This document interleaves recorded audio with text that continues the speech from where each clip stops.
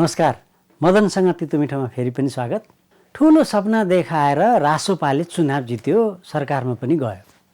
सपना सानो थिएन, 100 खर्बको अर्थतन्त्र, लाखौं रोजगारी, 7% आर्थिक वृद्धि, $3000 प्रति व्यक्ति आय।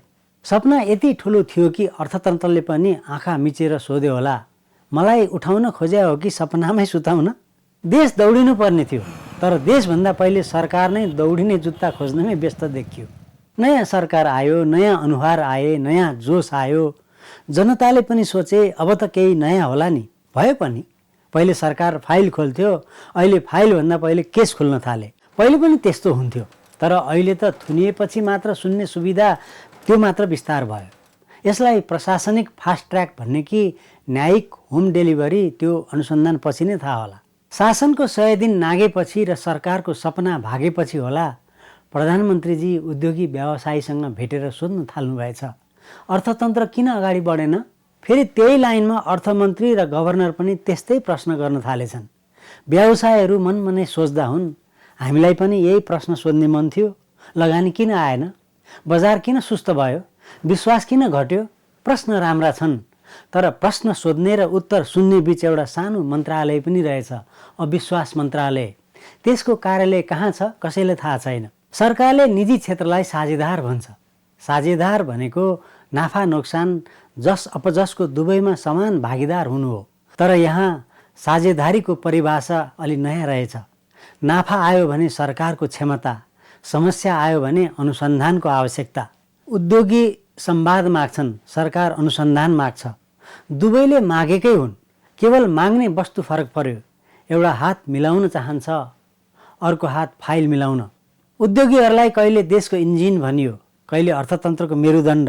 अहिले त्यही इन्जिनको बोनट खोलिएको छ, मेरुदण्डको एक्सरे भइरहेको छ। सरकारको उद्देश्य पवित्र होला, भ्रष्टाचारसँग लड्नै पर्छ, अपराधीमाथि कारबाही हुनै पर्छ। तर भ्रष्टाचार डराएर भाग्दा, लगानीकर्ता पनि डराएर भागे भने अर्थतन्त्रले कसलाई समातेर दौडिने? भ्रष्टाचार भगाउने अभियानमा लगानी नै नभागोस् भनेर लगानीकर्तालाई पनि सुरक्षा गार्ड चाहिने हो कि? अहिले नेपालमा सबैभन्दा सुरक्षित लगानी के हो? शेयर बजार, उद्योग, जलविद्युत, पर्यटन। तर जानकारहरू भन्लान् मौनता। उद्योग नखोल, स्टाटस नलेख, कसैलाई नचिड्याऊ, कसैको पक्ष नलिऊ, विपक्षमा पनि नबोल, चुपचाप बस। अनि न नाफा हुन्छ न घाटा, कम्तीमा स्पष्टीकरण त दिइहिँड्नु पर्दैन। नेपालको लगानी वातावरणले नयाँ मोडल जन्माएको छ, नो बिजनेस नो रिस्क। अर्थमन्त्रीको लक्ष्य 100 खर्बको अर्थतन्त्र हो। सपना ठुलो हुनु नराम्रो होइन नि, तर घर बनाउँदा जग पनि चाहिन्छ। हामी कहाँ भने छानोको 3D डिजाइन पहिले बन्छ, जगको टेन्डर पछि खुल्छ, तर वृद्धि चाहिँ कसरी गर्ने मोडल तयार देखिँदैन। तैपनि नेपाली जनताले आशा गर्न छाडेका छैनन्। धन्न आशा अझै करको दायरामा परेको छैन र पो, नत्र कुनै दिन अर्थमन्त्रीले घोषणा गरिदिन बेर छैन। आशामा पनि 7% कर लगाइनेछ, त्यसबाट उठेको रकमले 100 खर्बको अर्थतन्त्र बनाइनेछ भनेर। 7% वृद्धि त चाहिन्छ, त्यसका लागि लगानी पनि चाहिन्छ। लगानीका लागि विश्वास चाहिन्छ, विश्वासका लागि स्थिर नीति, स्थिर नीतिका लागि स्थिर निर्णय, अनि स्थिर निर्णयका लागि स्थिर मन। हाम्रो समस्या नीति अस्थिर हुनु मात्र होइन, नीति बनाउने मन कुन बिहान कस्तो मुडमा छ भन्ने मात्रै हो। भलै सरकारका सबै अङ्ग अत्यन्त व्यस्त छन्। प्रधानमन्त्रीजी अर्थतन्त्रसँग हो कि तन्त्रसँग हो, तर व्यस्त। अर्थमन्त्री तथ्याङ्कसँग व्यस्त, गृहमन्त्री बाटो र सुरक्षासँग, मन्त्रालयहरू फाइलहरूसँग, दलहरू बैठकसँग, समितिहरू प्रतिवेदनहरूसँग, प्रतिवेदनहरू फेरि अर्को समितिसँग व्यस्त। देश चाहिँ परिणामसँग भेट्ने समय खोजिरहेको छ। भेट कहिले हुन्छ त्यसको पनि सायद बैठक बस्दै होला। कहिलेकाहीँ हाम्रो सरकारका अङ्गहरूलाई फुटबलको खेलाडीहरू जस्तो लाग्छ। सबै दौडिरहेका छन्, सबै गोल गर्न चाहन्छन्। एउटाले बल अर्थतिर हान्छ, अर्कोले सुरक्षातिर, अर्कोले प्रशासनतिर, अर्को पार्टीतिर, कसैले बल समात्छ, कसैले बल खोज्छ। बलले भने गोल पोस्टसँग कुरा गर्न पाएकै छैन। दर्शक दीर्घामा बसेका जनता सोचिरहेका छन्, हामी फुटबल हेर्न आएका हौँ कि खेलाडीहरूलाई बल कहाँ छ भनेर देखाउन? जस्तै सरकार भ्रष्टाचार हटाउन चाहन्छ, बिचौलिया हटाउन चाहन्छ, अव्यवस्था हटाउन चाहन्छ।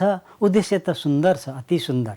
तर समस्या के छ भने हटाउने सूची बनाउँदै जाँदा कतै लगानी पनि सूचीमा नपरोस्, अनि फेरि लगानी सम्मेलन गरेर लगानीकर्ता खोज्ने नाटक गरिरहन नपरोस्।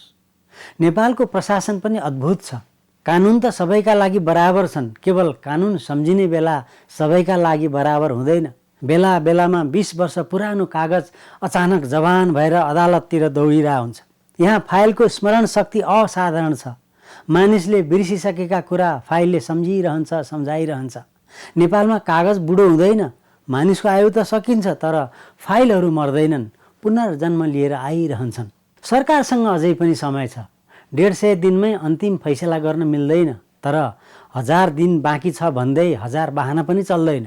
गल्ती सच्याउन सकिन्छ, नीति सुधार्न सकिन्छ, तर देशलाई प्रयोगशाला बनाउने सुविधा कसैलाई छैन। जनता प्रयोगशालाका मुसा होइनन्, उनीहरूले चमत्कार मागेका पनि छैनन्। समयमा ग्यास, खेतमा मल, धारामा पानी, खाल्टारहित सडक, लगानीको वातावरण, रोजगारीको अवसर, सहज सरकारी सेवा, यी साधारण कुरा हुन्। नेपालमा भने यिनै असाधारण उपलब्धि बनेका छन्। त्यसैले सरकारलाई अहिले निन्जा ग्याङ चाहिँदैन, चमत्कारी योजना पनि चाहिँदैन, 2/3 जादु देखाउनु पनि पर्दैन। गोल पोस्ट चिन्नु मात्र काफी छ। मैदान आफ्नै हो, बल आफ्नै छ, खेलाडी आफ्नै छन्, रेफ्री आफ्नै छ। अब दर्शकलाई पनि दोष नदिउँ, तर गोल चाहिँ गर्दै जाउँ है, नत्र इतिहासले एउटा रमाइलो फैसला लेख्नेछ। नेपालमा धेरै वर्षपछि झन्डै 2/3 सरकार आएको थियो। मैदान पनि उसैको थियो, बल पनि उसैको, रेफ्री पनि आफ्नै, दर्शक पनि आफ्नै, खेल पनि उसैले खेल्यो। तर खेल सकिँदा प्रश्न एउटै रह्यो, गोल पोस्ट चाहिँ कहाँ थियो? किन गोल गर्न सकेन? नमस्कार।